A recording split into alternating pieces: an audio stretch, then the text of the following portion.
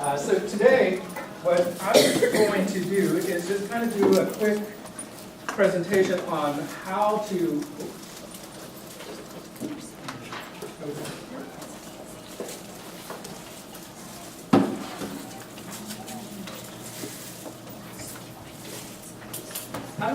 how do we foster supervising multicultural competencies through multicultural personality development? Kind of interesting, right?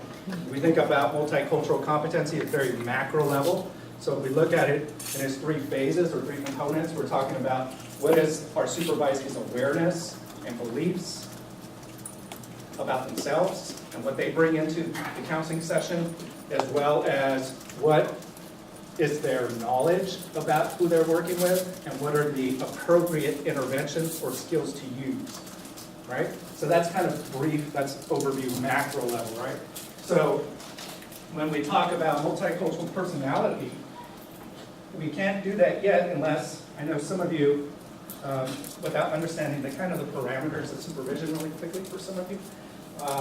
We talk about parameters of supervision, supervisor task, and supervisee development level. So we look at, so that's really quickly, and I'm going to pass some documents and I'll send this to you. So if we're looking at supervision, we're looking at it in these three different phases, thinking of multicultural competencies in the back of our mind always and forward, since demographic shifts are happening, right? Predominantly, by 2050, we're going to have about 30% of the population going to be Latinos. Okay, still 13% African American. Asian is going to jump from 3% to 9%. They're going to have the biggest population shifts. Okay, and when you think about overall the counseling field, over 70% of school counselors identify as white, about 13% as Latino, and about 9% African American. Okay, so that's national. Okay, so we have to understand those. We have to understand that's our knowledge about who's out there right now. Okay, and who are going to be serving our students of color and just students in general. So conceptually, if you think about it, and we're using the conceptual model of supervision, we're talking about, how are you going to evaluate what ethical and legal things you're going to be looking at with your supervisees. Supervision model, this is, I'll show you one in a little bit. Individual differences that are happening between you, your supervisee, as well as a supervisee with a student, right? So there's three different levels that are happening. And then the relationship process, and then you think about your task. How are you going to organize it for yourself and for your supervisee? And then how are you going to have group supervision, or are you going to have individual supervision, or who's going to help you with supervision, right? Because as supervisor, you're going to have to be providing these services to our supervising teams. And they're all different at different schools, different times. So, and then you're going to be looking at the supervisee or your school counselor in training as this novice person coming in that's going to be developing basic skills, and as they move on, they're going to have more theory. They're going to look at things from a solution focus or strength-based manner because of our program, right? So how do you know where they're at as you're working with them throughout the entire year, right? Because all of you will have them for the entire year, right? Yeah. So that's that piece. And then this is one model. Have any of you heard of the discrimination model to possibly use? It's okay. So what's your role and what's your focus going to be like when you're working with your school counselors in training, which is kind of awesome. So you're either going to be this teacher, you're going to give them, instruct them, and how to deliver a certain skill, because you're noticing that they're not using open-ended questions correctly. So you might be like, oh, this as you're watching them kind of have these conversations with students, they keep using the same things over and over and over. So let me demonstrate, let me model for them really quickly. That's an instructor, that's a teacher, that's your role. And then you can move into a counselor. You're helping them understand their blind spots. Okay. The other is a consultant. So they move from that novice to more of this collegial person that you're working with, probably down the road. right? And they're going to be, you might be asking them, hey, I have some information, what do you think about this? So it's more collegial. And then the process, so you can talk about process or the intervention or that skill, and you can move from teacher, counselor, or consultant, so you can move down the line. So if you're thinking about this globally, that's what you're kind of thinking as you're working with them. And then how do they conceptualize? Are they, what's the big picture? Can they demonstrate that how to use solution-focused counseling or therapy or brief solution focus and demonstrate it and conceptualize this student's story to you, right? And then how do they personalize it? Are they self-aware of their own stuff? Okay. Any questions? So we could go from this conceptual piece, like nuts and bolts, to just one model of 1,000 models that are out there. Okay, but this is one that's very simple and very dynamic. And your role and your focus as a counselor that's supervising our school supervisees. So that's kind of brief, just conversation about it. Anything surprising with these models?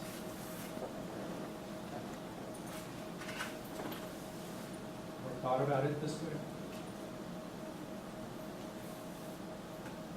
Or am I just preaching to the Probably, right? Yeah. Cool. All right, so that first green packet, that will have the discrimination model, the discrimination model supervision, just kind of, I put it in there for you, so we pass that around so that you have. And then we'll move into cognitive and cultural flex theory, which is hypothesizes that people who are exposed to positive attitudes towards diversity, participate in diversity challenges, interact with members of diverse cultures, and maintain an openness and commitment to learn from others are more likely to develop multicultural patterns of behavior and multicultural behavior. Okay, that's cognitive and cultural flex theory. Okay, in general, just broadly. So how do you develop personality flex or cognitive and cultural flex? And that is the ability to shuttle between field-sensitive, field-independent cognitive styles and modern and traditional cultural styles. So a field-independent, so really quick, cognitive styles is a style of personality defined by the ways in which people communicate and relate to others and the words that motivate them and their problem-solving approaches. So there's three types of cognitive styles. There's this field-independent and field-sensitive, and then there's this bicognitive ability to flow between them. So if you're thinking about field-independent, what comes to mind? If your student's field-independent or field-sensitive? Just the words.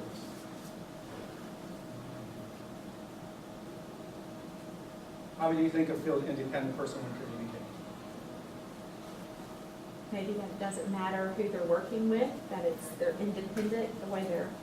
Yeah, so they're looking at things independently, they're looking at things from one perspective, right? They're more silo-oriented, they may not ask as many questions, their communication might be like, There's no relationship, it's just very drawn and very kind of off-putting to you as a supervisor, possibly, so you might, like, what's wrong with it? Where you might be more a field-sensitive person, where you like that relationship, you like the conversation, you like to share information. So you can start seeing the differences between somebody's cognitive style and the way they communicate. Are they more field-independent as a supervisee, or are they more field-sensitive as a supervisee? So that brings in, are they more interconnected and more interdependent, or are they much more streamlined to the way we live here in this culture, right, in this world? So they have different communication styles. So if you talk about field-sensitive, they do more talking, they personalize a lot of the information that they're going to share with you and with their students. So you can see they might be doing more disclosure. They might be doing more self-disclosure. That's something that you have to pick up, right? Or field-independent, they'll talk less, remain a blank. Yeah, and that's what you're going to get initially, right?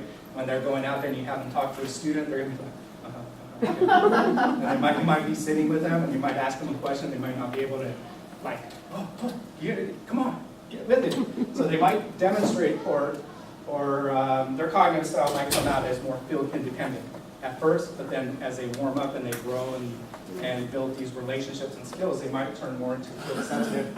And it's about having that bicognitive flex to go back and forth with you, as well as the students, but as well as who they're working with.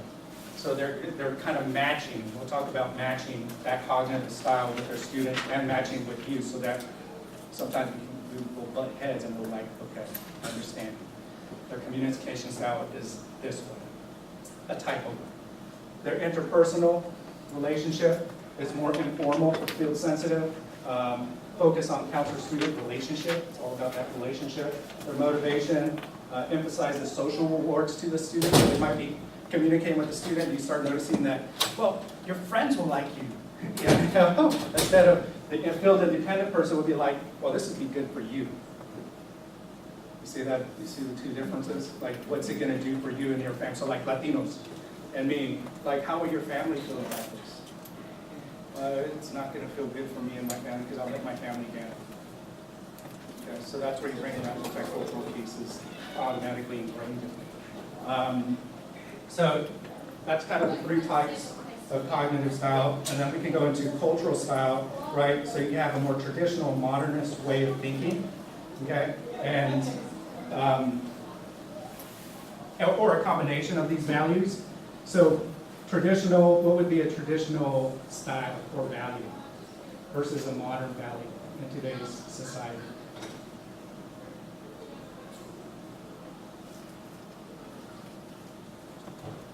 Traditional is you're an authority figure.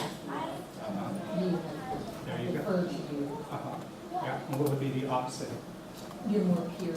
Peer, right? So that supervisee might what?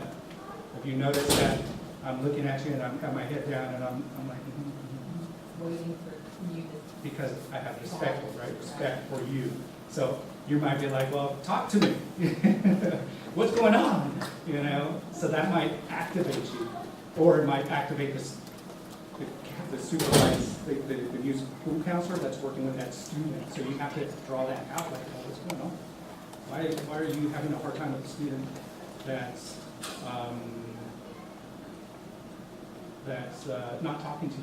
But you know that counselor is more field sensitive, and they might be working with a field independent type of student, right? And that independent type of student might value more peer relationship than they are. They are looking for more respect in that relationship. So you can kind of see those different cognitive and cultural dynamics that are happening in that moment. It's kind of neat. So I just wanted to introduce this to you because we don't have as much time. What else? What's another traditional value? Let me count these up.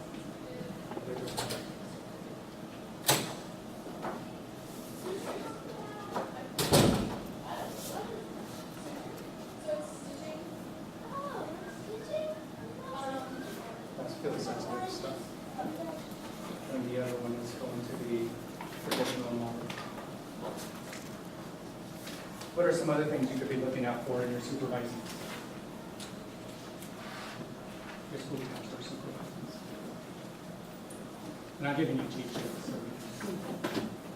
Speaking of like confidence and like independence in the school, yeah, I'm just thinking about myself when I was a supervisee, like yeah.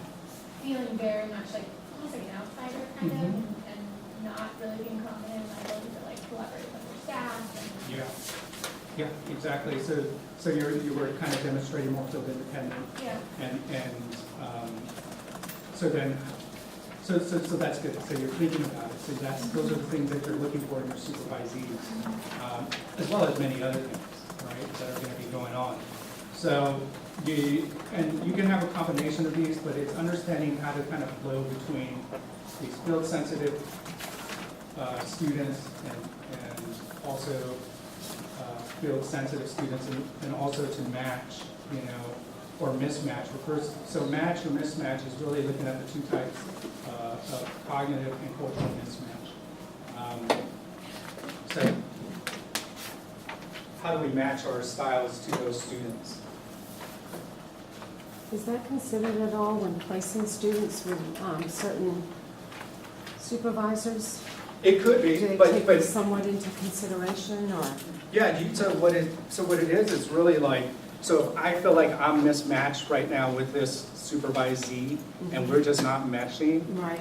it's for me to take a step back as a supervisor and go, okay, what is it? Is this student much more of an interconnected, interdependent student that's going to build on relationship and wants to build a relationship, wants to go have coffee with you, wants to self-express through their own story, where I'm like, I'm not on the opposite end of it.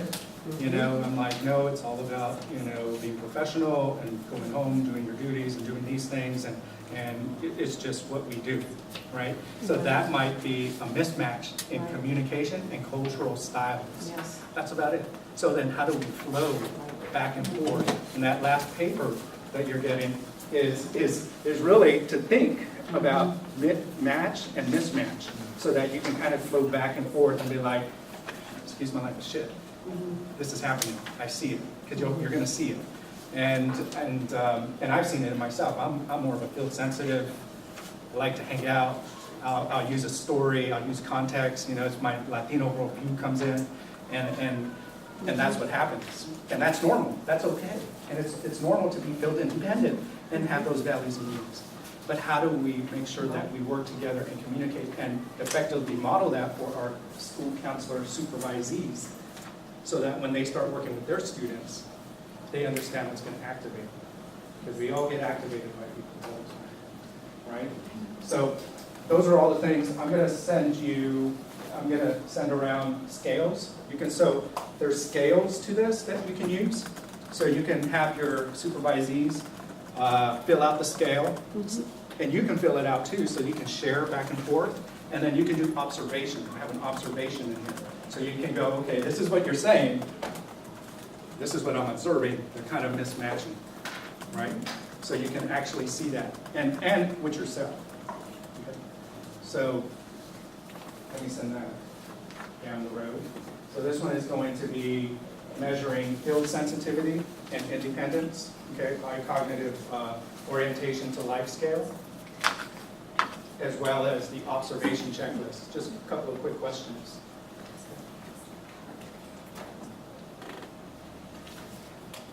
And then the next one is the Cultural Flex Alternative Scale, which is a universality diversity short scale. They're short. I pulled out the short ones and I adjusted them a little bit, as well as the observational check for that. Okay.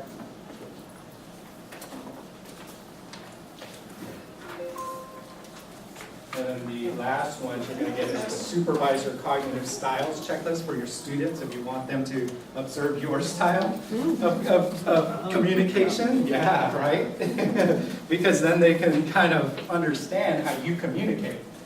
The sooner you do it, the easier it's going to be down the road. Trust me, you're proactively front-loading all of this. The sooner you do it, you don't have to have your own system. That's fine. Okay? But I just wanted to give you some extra tools, some of the stuff that's out there. And then the second to last one is just more cultural interventions that I came up that I pulled out.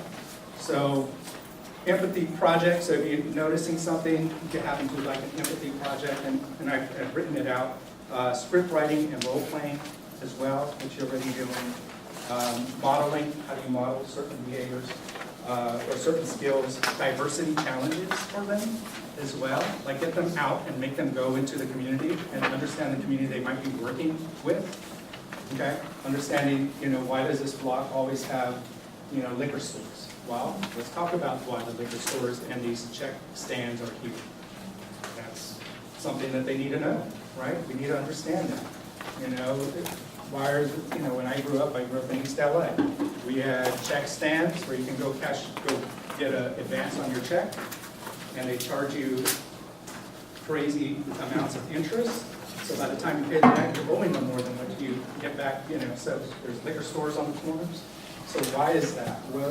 What's happening in this community that has caused these things? What are the, the systems that are impacting this community?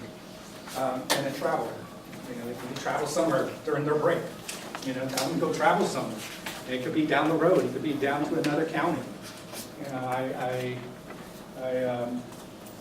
had, when I moved here in 2011, I only knew RDU because my wife is from Johnston County, okay? And her dad's a farmer. I'm a kid from East LA that lived in the city.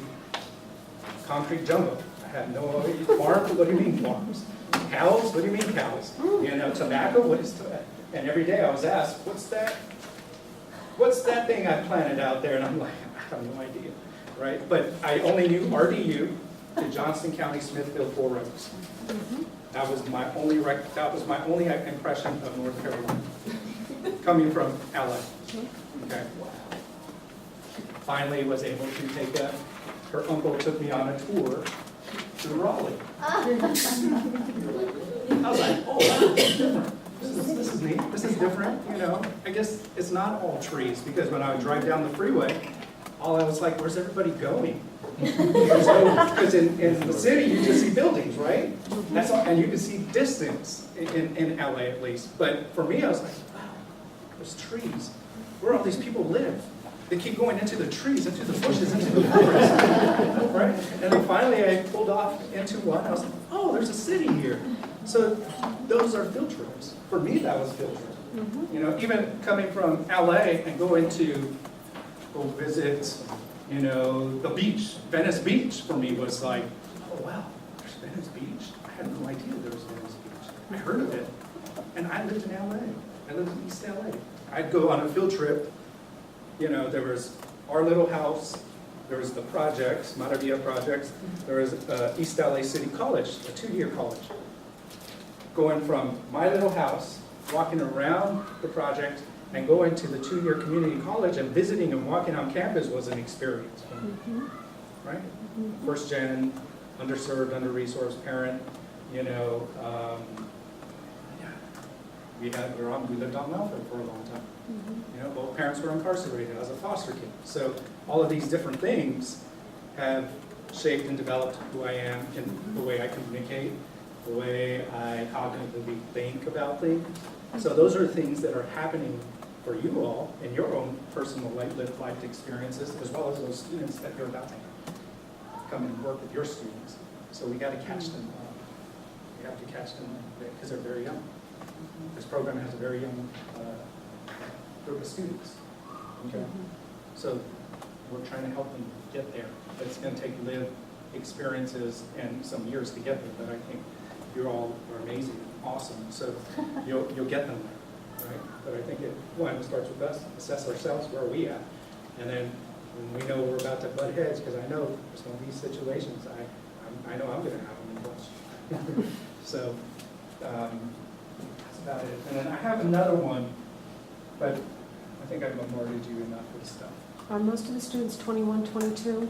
They're going to be range, yeah. They're going to be some that graduated straight out of college and be right in there, and they're going to be some that are a little older. Yeah, but they won't be older than, I want to say 30. Yeah. What's that, in consideration of the resources that you provided for us today, should I look at this as like if I'm looking for an opportunity to reflect in my relationship with my supervisee, right? I'm a supervisor. Yeah, supervisor, yeah. And especially if I'm kind of feeling like we're hitting a wall in some capacity, this would be like a chunk of resources for me to take a look at and see if there's opportunity to adjust. Is that fair? Exactly, yeah, exactly. And that's what I'm doing. I'm just giving you tools so that you come to a roadblock, or you come into, you're like about, you're going to hit a hurdle. Then this might give you an opportunity to kind of just take a step back. Okay, what's my style? Let me measure their style, or let's observe each other's styles, so that then we can move, and then we can use that as an example to help another student that they may be having problems or struggling with. Okay. I think this relates, but I remember early on last year, first time I had an intern, and she was awesome. but I realized that, I'm evaluating her. Mhm. And so we talked about early on, like, I was just encouraging her to make mistakes. I was encouraging her to share, in meetings and ask questions. Because this is your time to do that. Learn as much as you can, because it doesn't really count, I mean, it does, but I just wanted to take that grade thing away, and I think that really helped. And I was thinking also, one of the other slides that you had about, like, she would attend, we have a care team, so she was in that meeting, and early on, she was really comfortable and confident in sharing her perspective on something. And I thought but I think a lot of students, especially like ones say they're coming right out of college, which she was, but she was, I guess, just more mature for her age. Yeah, and that happens. Yeah. Yeah, definitely. That does happen. You get some really mature students. They're all mature, but they're at different levels, and some have more experience, life experience and lived experiences than others. And they'll just move into it, and you'll just be working on, more process, not even process, more conceptualizing with those students than process, because they're able to process quickly. And then you'll be able to move from that instructor into more of that counseling work. Like, okay, let's talk a little more about what's happening for you and what's going on with you. But a lot of times that basic skills teaching piece is really at the front end, and the process and how do they, conceptually think, because that'll be next semester, going into next semester about solution focus. So and then you might just get a student that's right on it. It just goes through. Yeah, just kind of pushing them. Yeah, and pushing them. And think about multicultural competencies, right, as a big, broad area of focus, right? Everything should have some type of multicultural piece in it already incorporated into your supervision. And then how do we develop multicultural personality? Because that's what the literature is saying, that people do this at a micro level, and understanding cultural flex, cognitive flex, and helping them understand the way people think and the way they value certain things. Yeah. I think we had a question. Nodding. Dr. Martinez, I have a question, because at my school I have so many newcomers that come in and parents that don't speak English, we have to use an interpreter. Have you worked with any of the students that I'll have on them to incorporate the interpreter, because then that's another balance in that? Because I know that when I started, it was a whole different realm for me, and I had to work with her and the parents, and then I had to rein my interpreter in because she started adding. Yeah, and that's the thing, if you don't feel comfortable and confident in the student is just barely learning skills, right? And then you're having them interpret, that's going to be hard, especially, I would say, the students in, I'd say maybe one or two in Spanish, like not proficiently, but they're able to just have a semi-conversation. So knowing that, then you might need to have an interpreter to help. Now, there might be certain conversations that student may be able to pick up really quick, but when it comes down to explaining certain things about behavior and academics and having those deep conversations with parents and the student, that's going to probably need an interpreter. And having that school counselor request that. Teach them, this is how you request. I want you to do it. They request, give them those tools so that they can do it. That's what I'm learning from how to do it. Yeah. Did I answer your question? You did. Okay. But just know that if you need an interpreter, don't, because you might be missing information that student's not picking up from the parent, and that's not. Well, we have a full-time interpreter, it's just a matter of making sure that she does her job the way it's supposed to be done. Yeah. Now, if the interpreter's doing something, Yeah. that's a whole nother story. Yeah. How about this one? Anything? What's going on? Everything okay? How was this? Is enough? All right. We're done. I was just going to say, I think for me it starts out more as a supervisee sort of role, because they really don't know anything. You're trying to teach them everything. They're asking you everything. Yeah. They're not really confident. They want to do everything, with Perfect. you counsel together.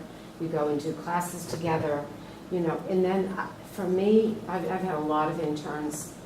It starts to evolve more into more of an equal relationship as they develop their skills and you feel more confident letting them handle something and going to do a class, and that happens with them, and they're all different.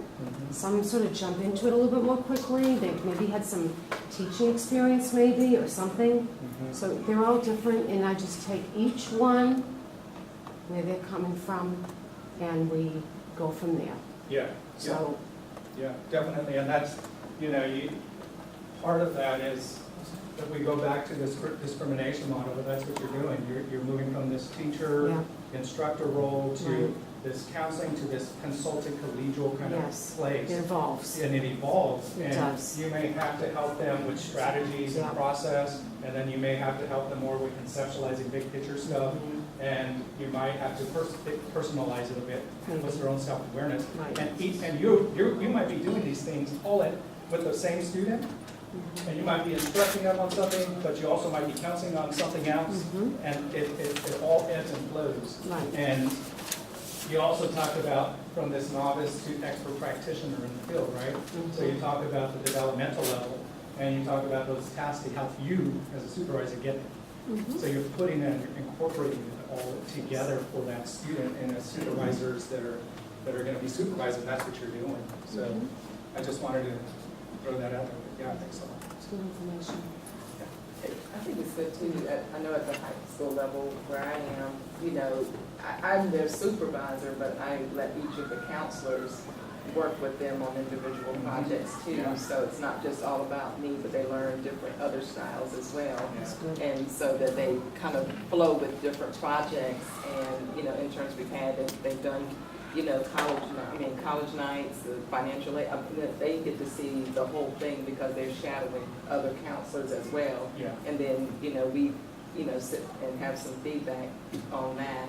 That seemed to be, because, you know, I'm getting a little older and want to see what the other counselors can do and share with them. And I think it makes our interns feel more part of the team. Because even when we had our PLTs and department meetings, we expect for them to be there and contribute and talk about what they're doing. Yeah. So that helped a lot. And then you could possibly use this with your team of school counselors to assess where they're at. And you're like, why do I keep butting heads with the other school counselor down the, you know, or, you know, what's going on between the group dynamic here in this school counseling program. And you can do an assessment on cultural and cognitive flex. You could do a multicultural experience inventory as well. And you can do that in groups, and you can use that. I was going to pair you up so you can do assessments with each other and interview and start looking how you match with each other. But we don't have any time. So. I think the integration is really good, because sometimes when people think you have an intern, they're like, oh, he's going to be handling all of your work, but it's a lot of work to supervise. Yeah, And it's a lot of everybody Yes, else it comes is. like, You gotta know the student. Because that's what I'll be doing is, I'll be the school here, university site supervisor. And for me, that's kind of what I work through. So you kind of see how I may work and introduce my style of work, and my focus is really on multicultural competencies of school counselors and how do you effectively develop those skills in them. So, yeah, we're done.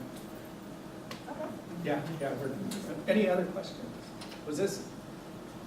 Oh, this is great. This is great. Very helpful. Is that okay? I'd like to incorporate more of you working together and assessing yourself. I wanted you to assess yourself, but also to have a conversation about, oh, well, I can, process. I wanted you to have a process, but we're okay. We're good. Is that? Yeah, what's up? We're good, right? 30 minutes? Okay. Any more questions? I appreciate the tools, because not from here, but I've had some other interns, and we did hit where, okay, this is not really working for one reason or another. Yeah. And, so this is good to have some other things that we can do before we have to call the university to say it's not a great match. Yeah, exactly. So you're like, well, this is the front-loading piece, the proactive piece, so that before you get there, it's like, well, what's going on between us culturally and cognitively, and how are we matching? And how do we create this cognitive flex between us to work together? And that will hopefully, not solve all the problems, but at least you can have that conversation early and quickly and assess and move from there and create a plan and let us know if something's going on that I'm sure we need to talk to, to Dr. Martinez or Dr. Glass or Dr. Walter. Send it to Dr. Walter.